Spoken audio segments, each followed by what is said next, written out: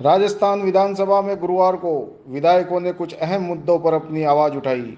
ओसिया विधायक दिव्या मदेरणा के वीरांगना के चरित्र हनन के मुद्दे पर धारीवाल ने दिया स्पष्टीकरण। कांग्रेस विधायकों ने भाजपा पर साधा निशाना। राइट टू हेल्थ बिल पर भी हुई चर्चा। सुनिए क्या बोले विधायक। मैं आज का जो स्पष्टीकरण शांति धारीवाल जी ने वापस सदन में दिया है उसकी पुनः वापस पुरजोर तरीके से निंदा करती हूँ। मुझे खुशी है कि मंजू जाट जो हमारे समाज का गौरव है, जिसके लिए उन्होंने टिप्पणी करी, मैंने सदन में पुरजोर तरीके से उन्हें पैरवी करी और आज उन्हें अपने शब्द वापस लेने पड़े। आज वो अपने वक्तव्य में इस बात को कह रहे हैं कि मंजू जाट के लिए मैंने एक शब्द नहीं कहा। मैंने ये ज़रूर कहा था कि उनका देवर शादीशुदा है। मुझे एक बात बताइए, जब नौकरी की बारी आई, उनका देवर शादीशुदा है या नहीं है, उस वक्तव्य से उसका क्या कोरिलेशन था, वो ये बताना चाह रहे थे। मैंने उनके वीडियो को दोबारा भी देखा है और सुना है। निश्चित रूप से वो चरित्र हनन कर रहे थे, वो अपनी गलती में थे और बैकफुट पे आए, इसलिए आज उन्होंने रिट्रैक्ट किया। और सुंदरी देवी, जिसका वो ठोक ठोक कर आज कह रहे थे कि बताइए वो नाते में गई है कि नहीं है, वो भी राजस्थान का गौरव है, वो वीरांगना है और सुंदरी देवी भी राजस्थान का गौरव है। मंजू जाट हमारे राजस्थान के अंदर हमारे समाज का है, तो वो भी राजस्थान का गौरव है और मैं सुंदरी देवी की भी पूरी जो तरीके से पैरवी करती हूँ। और आज आपको उनको क्या स्पष्टीकरण देने की जरूरत पड़ गई? आज वापस छीटाकशी कर रहे हैं। उनकी आदत है मर्दों के प्रदेश कहा तो वापस अगले दिन सदन में आके कहा कि मेरे से स्लिप ऑफ टंग हो गया, मैं तो मर्ज कह रहा था। राजस्थान में हाईकमान को चुनौती दी, पैरेलल सीएलपी की मीटिंग करी, उन इस्तीफों को वापस लेना पड़ा और वो रिट्रैक्ट किए गए। और मंजू जाट पर अब अपनी पर बैकफुट में आकर आज उन्होंने बैकफुट का हर चीज़ को कहकर, मजाक समझकर अपनी बात को अगले दिन वापस ले लेते हैं। ये उनका अपना एक अंदाज है कहने का। और मैं आज भी उनके वक्तव्य की निंदा करती हूँ।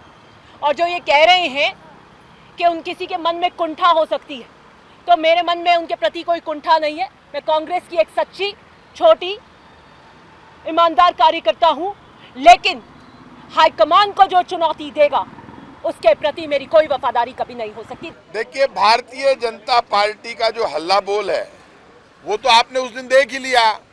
जिस दिन प्रदर्शन हुआ, उस दिन जब प्रदेश अध्यक्ष मुर्दाबाद के नारे लगने लगे, आपस में प्रदर्शनकारी लड़ने लगे, बीजेपी के कार्यकर्ताओं में झगड़ा हो जाए, तो आप इससे अंदाज कर लो देश की जनता हल्ला बोल रही है बीजेपी के खिलाफ। परेशान है, गैस सिलेंडर की महंगाई से परेशान है, पेट्रोल डीजल की कमर तोड़ महंगाई से आम आदमी दुखी और परेशान है, खाने पीने की चीज़ें महंगी होने से।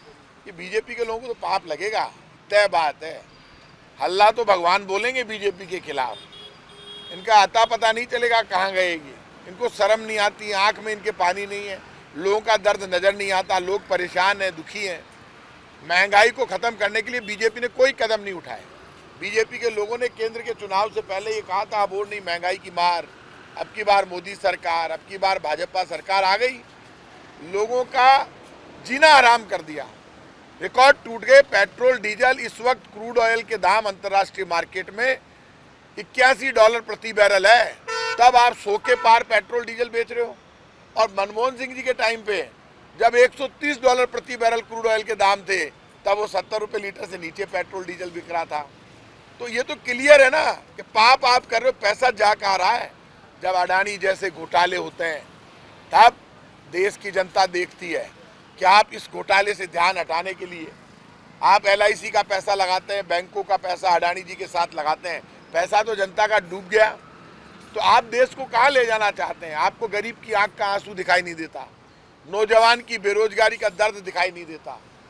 आप जो हालात देश में आपने क्रिएट कर दिए, फिर आप राजस्थान में आ रहे हैं और राजस्थान में हम 100 यूनिट तक बिजली फ्री कर देते हैं। राजस्थान में 500 रुपये का सिलेंडर देने की तैयारी है, 25 लाख तक का इलाज फ्री है, MLA को MP के बराबर 5 करोड़ का फंड मिलता है। राजस्थान की सरकार जनता के साथ खड़े होकर जनता की समस्याओं का समाधान करती है। बीजेपी के लोगों, भरतपुर में आज नाटक कर रहे हो, पहले अपनी केंद्र की सरकार का हिसाब भी दे दो। क्या हुआ 15 लाख का अच्छे दिन का? क्या हुआ नोटबंदी के बाद देश के हालात सुधरने का? आपने ना कोई हालात सुधारे, ना आपने देश को संभाला है। इसलिए राजस्थान की बीजेपी तो वैसे ही बिखर गई। आप मुझे ये बता दो, राजस्थान की विधानसभा का बजट सत्र खत्म होने जा रहा है 21 तारीख को या 22 तारीख को। आज बिजनेस एडवाइजरी कमेटी में तय हो जाएगा। अपोजिशन लीडर इनके कटारिया जी, वो चले गए गवर्नर बन के आसाम के। इनके इतने बुरे हालात हैं कि ये उपनेता को विपक्ष के नेता के लिए टेम्परेरी चार्ज देने को तैयार नहीं है। ये तो सबके समझ में आ रहा है कि राजेंद्र राठौड़ नेचुरल चॉइस है। अगला आदमी अंदर लड़ता भी है, जो बीजेपी के लिए लड़ रहा है, काम कर रहा है, उसको नहीं बनने देना है। तो आप भाई राजेंद्र राठौड़ को क्यों रोक रहे हो? क्या तकलीफ है बीजेपी के राजेंद्र राठौड़ से? हम तो सत्ता पक्ष का धर्म निभा रहे हैं। पूरा सदन जानता है कि इस सदन में ये राजेंद्र राठौड़ लड़ते हैं, तो जो लड़ रहा है उसको मौका नहीं देंगे। ये ढूंढ रहे हैं, इसमें भी गणित देख रहे हैं कि कहते ये किसी के सगे नहीं है। ये वो भैरव सिंह शेखावत जिसने राजस्थान में 3 बार मुख्यमंत्री बने, जिसने बीजेपी को खड़ा किया, जिन्होंने आज उन्हीं के चेले तो हैं ये लोग। उनके चेलों को ठिकाने लगाने का काम ये कर रहे हैं। गुलाब चंद जी कटारिया भी उन्हीं के चेले थे। जब वो चले गए तो कोई नाम नहीं है, तो ये इतने दिन लगा दिए, मतलब बीजेपी का बिखराव का अंदाज कर लो। हम तो ये समझ रहे थे कि उपनेता को तुरंत विपक्ष का नेता बना देंगे। अब क्या हो रहा है? वसुंधरा जी के जन्मदिन के दिन 4 तारीख को उनका जन्मदिन पहले डिक्लेयर होता है और 4 तारीख को उसके 2 दिन बाद ये प्रदर्शन घोषित कर देते हैं। तो जो हालात यहाँ पे बीजेपी के चल रहे हैं, बीजेपी को ना जनता से मतलब है, ना राजस्थान से मतलब है, ना देश से मतलब है। बीजेपी को वोट से मतलब है। वोट के लिए चाहे दंगा कराना पड़े, चाहे झगड़ा कराना पड़े, चाहे झूठ बोलना पड़े, बीजेपी की इसमें मास्टरी। और मैं आज कह रहा हूं आपसे कि ये ऊपर वाला भी इनको माफ नहीं करेगा। भारतीय जनता पार्टी हमसे, हमारा बजट, राजस्थान की सरकार ने जो वादे किए उनमें से लगभग 90% वादे राजस्थान में कांग्रेस की सरकार ने पूरे कर दिए। लेकिन प्रदेश में राइट टू हेल्थ लागू हो, ये कानून आए, ये हमारी पार्टी का प्रमुख काम है। क्योंकि हम आम जनता के को जो है वो गारंटी देना चाहते हैं कि तुम्हारा इलाज होगा, चाहे किन्हीं भी परिस्थितियों में हो। ये हमारी कांग्रेस की पार्टी का जो एजेंडा है, आप मान लीजिए, उनकी सोच है। हम तो ये कहते हैं कि देश के प्रधानमंत्री को आम आदमी की सिक्योरिटी के लिए भी बिल लाना चाहिए। हमारे मुख्यमंत्री जी जब ये बात कह रहे हैं तो आप समझ सकते हो कि अब वो समय नहीं रहा कि आप झूठे वादे करके और उन वादों से मुकर जाओ और फिर हिंदू मुस्लिम कर दो और फिर जो है वो उनके लिए काम नहीं करके और अपने व्यक्तिगत एजेंडे पे आकर के लोगों को बहला करके, फुजला करके और गुमराह करके आप वोट ले लो। अब जनता 10 साल से समझ गई है, इसलिए राइट टू हेल्थ आना चाहिए, ऐसा मेरा पार्टी अध्यक्ष के नाते ये मानना है। अब उसमें जो भी समस्याएं हैं, जो भी उनके ग्रीवेंसेज है, उनसे बराबर सरकार के प्रतिनिधि सुन रहे हैं, सरकार के अधिकारी सुन रहे हैं और मुख्यमंत्री जी के संज्ञान में भी है।